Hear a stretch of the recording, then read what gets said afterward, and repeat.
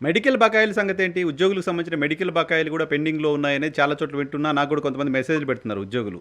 దీనిపైన మీరు మాట్లాడండి సార్ అని చెప్పి చాలామంది మెసేజ్‌లు పెడుతున్నారు. మెడికల్ బకాయిలు ఎందుకు మెడికల్ పెండింగ్ ఉంటున్నాయి? రీయింబర్స్మెంట్ అంటే హ్మ్. చూడండి, ఎంప్లాయీస్ హెల్త్ కార్డు ఆసుపత్రిలో పనిచేయదు. హ్మ్. ఏ ఒక్క ఆసుపత్రి మా యొక్క వైద్యాన్ని చేయటానికి యాక్సెప్ట్ చేయరు. హ్మ్. చేస్తారు. హ్మ్. ఏవి చేస్తారంటే వాళ్ళకి ఆదాయం ఉన్నాయి చేస్తారు. ఓకే. వాళ్ళకి ఆదాయం అంటే ఏదైతే కొన్ని ప్రొసీజర్స్ అంటారు వాటిని, హ్మ్. 1980 ప్రొసీజర్స్ ఉన్నాయి. హ్మ్. వీటిల్లో వాళ్ళకి ఆదాయం వచ్చే ప్రొసీజర్స్ వరకు మాత్రమే అమలు చేస్తారు. హుహు. హుహు. హుహు. అంటే కంటికి పంటికి హ్మ్.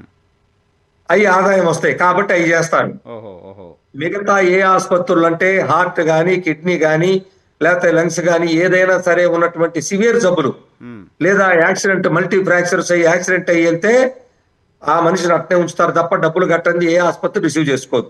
ఓహ్! కానీ హ్మ్. అక్కడ డబ్బులు, ఆ ఎంప్లాయీస్ హెల్త్ స్కీమ్ డబ్బులు లేక హ్మ్. వీడు సొంతంగా అప్పులు తెచ్చుకొని, హ్మ్. వడ్డీకి తెచ్చుకొని 5 లక్షలు ఖర్చు పెట్టి హ్మ్. మళ్ళా బిల్లు పేమెంట్ కోసం పెడితే హ్మ్. తనకి తిరిగి వచ్చేది ఎంత తెలుసా? 5 లక్షల్లో హ్మ్. 90,000 మాత్రమే. అదేంటి సార్ బిల్లు ఆల్రెడీ హాస్పిటల్‌కి పే చేసిన బిల్లే గదా! పెడతాం. పూర్తి రీయింబర్స్‌మెంట్ Yes. అవ్వాలి గదా! తప్పు చేస్తే ఆసుపత్రి మీద వాళ్ళ దాడులు జరపాలి తప్ప హ్మ్. మేం కాదు కదా అంతేగా మరి. బాధ్యత.